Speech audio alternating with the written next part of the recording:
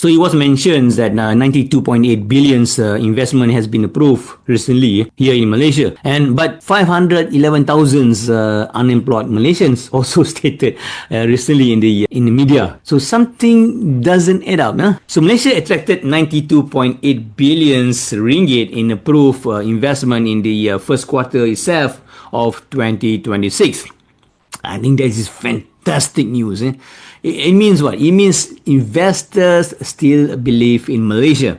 It means factories or offices may be built.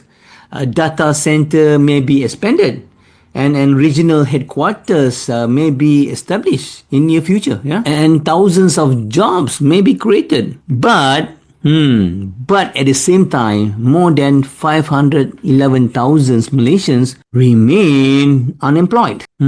So perhaps the question we should ask is not, can Malaysia attract more investment? We have proven that Malaysia can attract more investments. But perhaps the real question is, how do we ensure more Malaysians participate in economic opportunities? Because economic growth means very little if communities feel left behind. And it is where I believe we need to expand our thinking, our horizons of thinking. For decades, we have been taught that economic development follows a very simple formula. That means investors come in, companies build factories, companies build office, people get jobs, families earn income, the economy grows. But today, the world is changing. And technology is changing. Even AI is changing every day. So consumer behavior is changing. And perhaps opportunity itself is also changing. Today, a village or a kampung can become an economic asset. A story can become an economic asset. A traditional grandma recipe can become an economic asset. A fishing boat can become an economic asset. A student with a handphone, with a smartphone, can also become an economic asset. The challenge is not whether these assets exist. We have so many assets. The challenge is whether we know how to convert or how to transform these assets into opportunities. So let me give you an example. Imagine a kampung or a village with 100 homes. So most people would see this is ordinary kampung, ordinary village. But I see 100 potential businesses. I see cooking experiences. I see cycling experiences. I see cultural experiences. I see storytelling experiences. I see agriculture experiences. I see educational experiences. I see wellness experiences. I see digital contents opportunities. I see affiliate marketing opportunities. I see entrepreneurships opportunities. So in other words, I see an economy hidden in the plain sight. So the problem is not lack of assets. Yeah, I told you we have so many assets. The problem is that these assets are invisible, not bookable, and disconnected from the global marketplace. So Malaysia does not have a shortage assets. I've been keep telling that. But we have a shortage of visibility. We have a shortage of packaging. We have a shortage of market access. So this is where I personally believe, ADUNs, Member of Parliaments, the local councils, the leaderships, the ketua kampung, the state governments can play a transformative role. Imagine if every constituency identified just 100 local assets.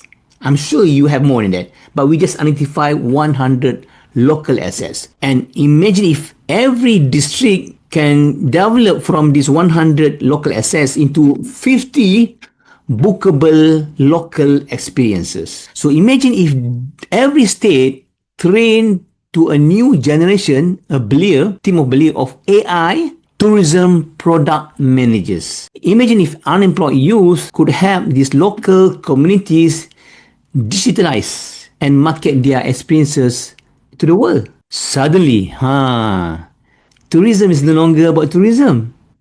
It becomes economic developments. It becomes talent development. It becomes entrepreneurship development. And it becomes community developments. So today, when we hear the word tourism, most of us, many people think about tour operator, travel agents, hotels, airports, tour buses, tour guides, yeah. But the future of tourism, I believe, may be different. The future of tourism is about helping ordinary people monetize extraordinary local knowledge. The future of tourism is about helping communities create value from what they already have. The future of tourism is about turning local assets into the local experiences and into a local prosperity. And perhaps that is one of the fastest and most affordable ways to create opportunities across Malaysia. Because, building a factory, yeah, it's good, but it may take years. Building a data center may take years. It may take a lot of resources, the water resources, the electricity resources. But creating a local experience, that can begin tomorrow. A grandmother can start tomorrow. A farmer can start tomorrow. A fisherman can start tomorrow. A student can start tomorrow. An employed person can even start tomorrow.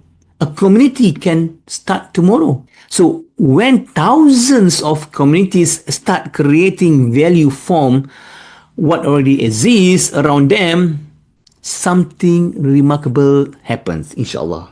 And we don't just create tourism products, we create confidence, we create skills, we create income, we create pride, we create opportunities, and ultimately, we create stronger communities. So the future of Malaysia may not depend solely on the investment we attract. We have so many announcements of potential investment. That's very good. But it may also depend on how effectively we unlock the assets we already have right in front of our eyes. It's a low-hanging fruits. Because Malaysia does not have a shortage of assets. Yeah, I've been telling that so many times. Malaysia does not have a shortage of assets. But Malaysia has a shortage of visibility, packaging, and global market access.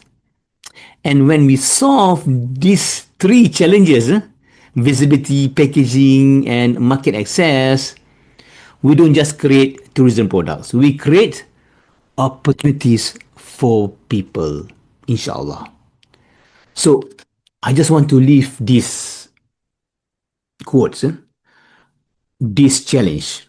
What if every dun in Malaysia, doesn't matter whether in Johor or in Negeri Sembilan or in Perlis, created just 100 new income opportunities from local assets over the next, 1 or 2 years? Yeah? Not through massive infrastructure projects, not through billions ringgit investment, but by helping communities become visible, become bookable, and become global reachable. I'll see you in the next episodes.